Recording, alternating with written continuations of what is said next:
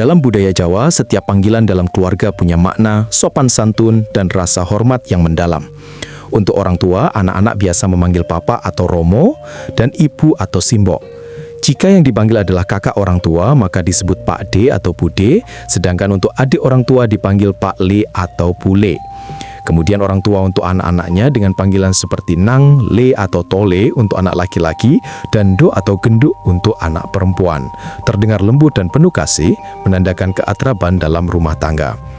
Panggilan Mas atau Kang Mas untuk kakak laki-laki, dan Mbak Yu atau panggilan singkat Yu untuk kakak perempuan, sedangkan panggilan Dik untuk adik.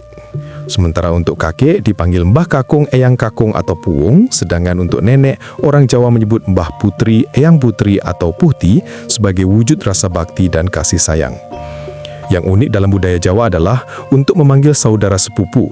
Untuk anaknya Pak D harus dipanggil Mas atau Mbak meskipun usianya jauh lebih muda, dan untuk anaknya Pak Le dipanggil Dek meskipun umurnya lebih tua. Begitulah budaya Jawa yang sangat menghormati orang tua dan leluhurnya.